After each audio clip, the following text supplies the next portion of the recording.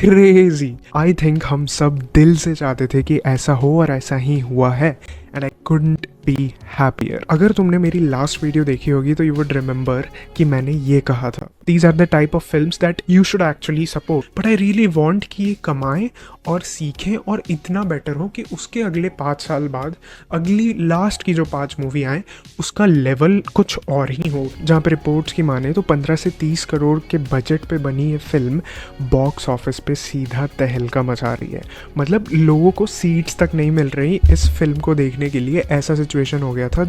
बहुत ज़्यादा दिन नहीं हुए मूवी को रिलीज़ हुए, विच इज़ गिविंग होप कि फाइनली इस इंडस्ट्री में जो पोटेंशियल है वो अब कहीं अनलॉक होना शुरू होगा। जहाँ पे मैंने पिछले वीडियो में ये भी बोला था कि इंडिया के पास एनिमेशन में दिखाने को क्या है, मोटू पतलू, छोटा भीम नहीं, लेकिन ये फिल्म आके कुछ डिफरेंट करती है। मगर ऐसा नहीं है कि और क्रिएटर्स भी नहीं हैं। जहाँ पे क्रिश ट्रिश एंड बाल्टी बॉय जैसे इतने ब्रिलियंट शो लेके आए थे प्रोड्यूसर्स, इनके मेकर्स, लेकिन वैसा कुछ कभी थिएटर में नहीं आ पाया। आरजी बकेट लिस्ट जैसे individual creators, literally Indian anime है वो, गोज ऑन टू शो कि क्या पोटेंशियल है इंडिविजुअली।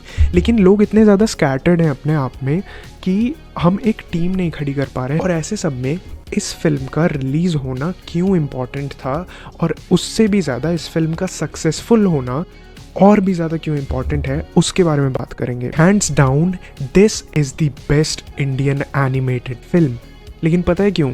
बिकॉज और कोई कॉम्पिटिशन ही नहीं है, and that is where it becomes a little sad. क्योंकि ये इतना अनटैप्ड पोटेंशियल है, इतना अनएक्सप्लोर्ड टेरिटरी है कि और कुछ तो यहाँ पे है ही नहीं। अगर मैं बहुत ज़्यादा याद करूँ तो 2005 में रिलीज़ हुई हनुमान मूवी, जो 3 करोड़ के बजट पे बनी थी और उस टाइम पे भी 4 गुना ज़्यादा कमा पाई। जब यहाँ पे लोगों के डिवोशन के ऊपर अगर आप ऑथेंटिसिटी से फिल्म बनाते हो तो उसके सक्सेसफुल होने के बहुत चांसेस हैं। ये जो ऑडियंस नहीं भी है एनिमेशन में वो भी आएगी और एक बार को ट्राई करेगी कि हाँ देखते हैं क्या है, और ऐसा ही हो भी रहा है। और जब इतना प्रॉफिट ये लोग बना रहे हैं, जहाँ पे आई एम होपिंग कि और भी ज़्यादा ये प्रॉफिट बनाए, 100 करोड़ 200 करोड़ और भी ज़्यादा जाए, बिकॉज ये आने वाले फिल्म के लिए ना बहुत सही फाउंडेशन सेट कर देगा। प्रोडक्शन हाउसेज ये सोच रहे होंगे कि एनिमेशन क्या होगा, ज़्यादा नहीं चलेगा, ये तो बच्चों की चीज़ें हैं।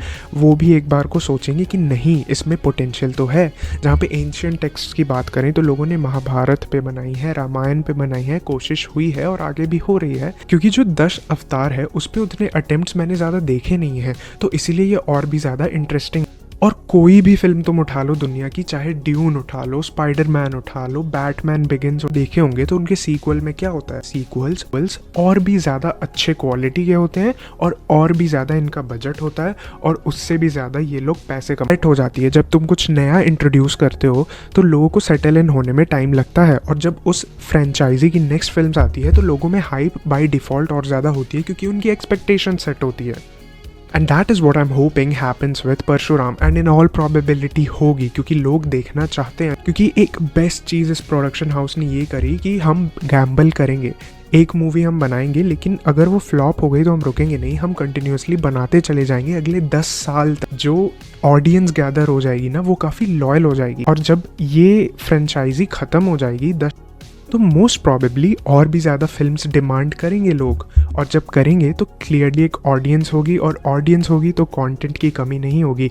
जहाँ पे इतने सारे एपिक्स पे बने मूवीज़ जो हैं वो हमारे सामने आना शुरू होंगी, और धीरे धीरे करके हम और भी चीज़ें एक्सप्लोर करने लगेंगे, हम और भी ज़्यादा जॉनरा एक्सप्लोर। जहाँ पे एक सिंपल आदमी की स्टोरी, इनफैक्ट कुछ दिनों पहले मैं रेडिट पे एक इंटरेस्टिंग पोस्ट के सामने आया जहाँ पे मैंने देखा कि लोग पुष्पा 2 के एक्शन को बहुत ही एकदम अनरियलिस्टिक बोल रहे थे, लेकिन उस अनरियलिज्म में भी लोग उसे इतना ज़्यादा अप्रिशिएट कर रहे थे, ये बोल के कि अगर कोई कंट्री है जो एनिमे को अडेप्ट कर सकती है तो वो है इंडिया। अनरियलिस्टिक एक्शन सीक्वेंसेस जो एग्जैजरेटेड हो और उनको एंटरटेनिंग बनाना, वो तो सोचो एनिमेशन जब इस चीज़ में उतरेंगे हम लोग तो हम किस लेवल के प्रोडक्शंस बना सकते हैं, किस लेवल के सीक्वेंसेस बना सकते हैं, जो कि दिखता है ऐसे फिल्मों में।